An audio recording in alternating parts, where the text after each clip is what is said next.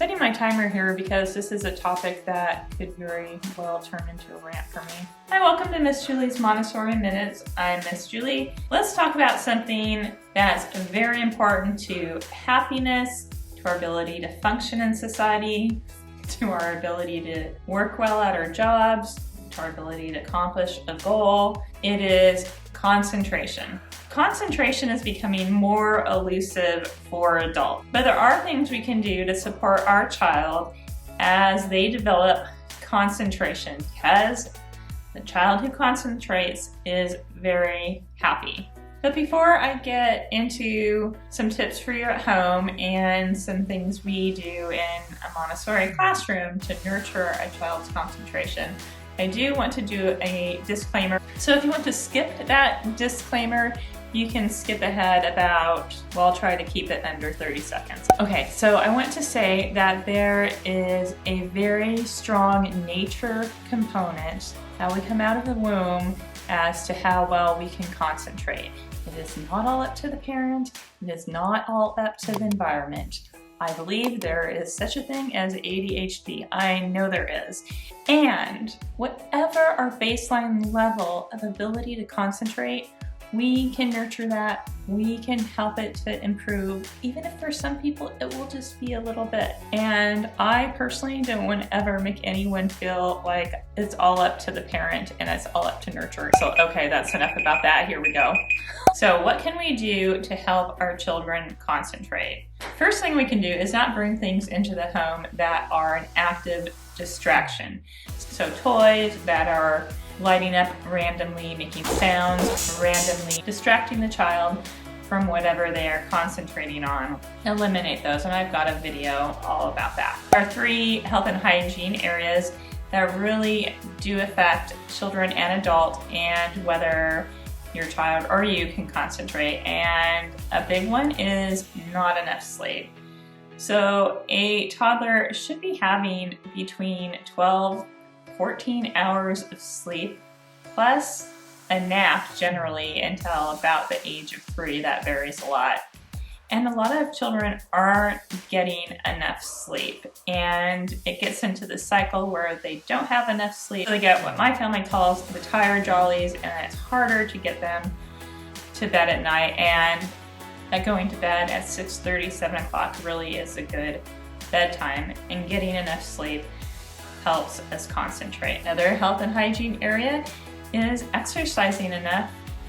Almost is kind of related to sleep, right? If they exercise enough, they will be naturally more tired. And if they're exercising enough, their bodies won't feel so fidgety. They won't have all that energy to release, so they'll be able to concentrate. And I know for me, and maybe for you, if I can't focus, doing a little physical work, even if it's just cleaning, really helps clear my mind and helps me to focus. And children, even more so than us, toddlers are just like driven for movement. You need the opportunity to move and exercise. And I don't mean sign them all up for soccer. I mean, let them go outside and play. No, you can play soccer if you want to. All right, good nutrition. So a well-balanced diet and enough fat in the diet so that their neurons and dendrites and axons and everything all have a nice healthy coat of myelin so that the signals aren't jumping off their nervous system. Also, not too much sugar and not serving a lot of sugar or carbs alone. I'm not pretending to be a nutritionist, but it is helpful if you're serving something high in sugar to pair it with a fat or a protein so that there's not big spike in energy that's going to make it hard for the child to concentrate. And some children are very sensitive to sugar, and some are, and some are different depending on the age. I know I used to not be very sensitive to sugar, and in my old age I am getting. So if people are very unique, but generally just processed sugar isn't much good for anything. What we can do at home to help our children concentrate is to have sustained periods of quiet.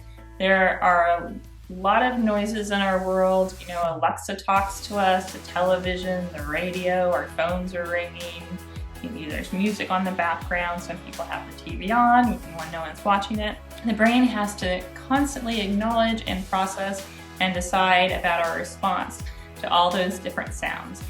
And remember, the child has a really absorbent mind. I mean, they're already absorbing the refrigerator humming and the clock ticking, and so you add a lot of background voices and gizmos shouting at them, and they don't get an opportunity to concentrate on whatever activity they would want to be concentrating on. Another way to encourage concentration is to truly listen and be present with your children without interrupting them. Also, don't interrupt other adults or other children when they are talking to your child. Allow your child to concentrate on other people's words and model concentrating and focusing on your child's words. In addition to the words, there's other types of communication, body language, and movements that your child is concentrating on and trying to process. And I think this is especially important when you have multiple adults, two parents, two parenting partners in the home, letting one adult and child have that conversation without you butting in, join when appropriate, but not interrupt. Okay, one thing you can do is to practice mindfulness, and this doesn't have to be a real formal scheduled thing, but just taking moments now and then to breathe deeply with your child, to do yoga with your child. In Montessori classrooms, one of the traditional activities we do is the silence game, where we just sit and relax and listen to all the sounds of the environment. And this is especially beautiful to do outside, right? You can hear the birds chirping. This time of the year I'm hearing a lot of squirrels chattering. Toddlers often get excited about the sound of a garbage truck or a school bus or a truck backing up. All the sounds, sit and listen and be present with those sounds. And it also nurtures the auditory sense in addition to nurturing concentration, just practicing mindfulness. And that'll be good for you too. Next one can be a hard one for some adult personalities, and that is not interrupting your child when they're focused on an activity. And whether it's like a formal activity that you've set up, like some sort of art project, or whether they're just stacking rocks outside or scooting their toy truck around, let them do their activity without interrupting them. Concentration is a muscle. They're exercising it.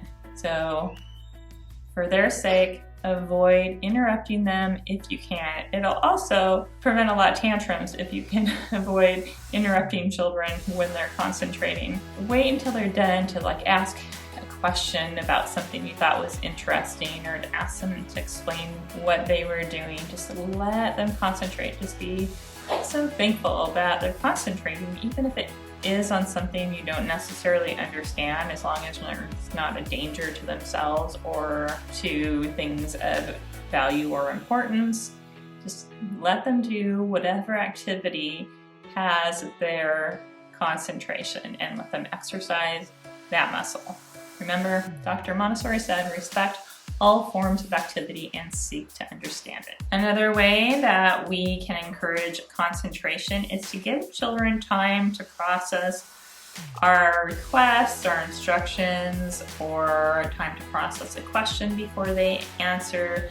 A 2-year-old, 1-year-old might need 20 to 30 seconds to process new information, unique information, before they answer. And they're concentrating on that thought process, and if you keep repeating the question as if they didn't hear you, it interrupts that concentration and resets them. So 20 to 30 seconds can seem like a really long time when you're waiting for an answer or waiting for a response, but you can use that time to do some mindfulness exercise of your own, right? And just allow the child to concentrate on their own thoughts and not reboot that concentration by rephrasing the question or without allowing some time to process first. Talking to our children is so good for them in building relationship and building vocabulary, and it has a positive impact. But for those of you who really enjoy talking, It can be hard to stop talking to your child, but remember, it's hard to concentrate when someone's talking to you, right? Well, it's the same with the child. You don't have to always be talking, giving them information. Allow them to have their own thoughts. Allow them to concentrate at the task. Imagine you're doing an activity that you love. Let's take quilting. That's an activity that I would love to love. And you're cutting the fabric, you're sewing a new pattern you're concentrating on, and your significant other comes over and goes, oh, look, you're using green fabric. Oh, you chose the black thread. It matches. That needle is sharp. You made a square. There's 2 triangles. The fabric is soft. I mean, would it be easy for you to concentrate on making your quilt? Narrating has its time and place. Giving information has its time and place.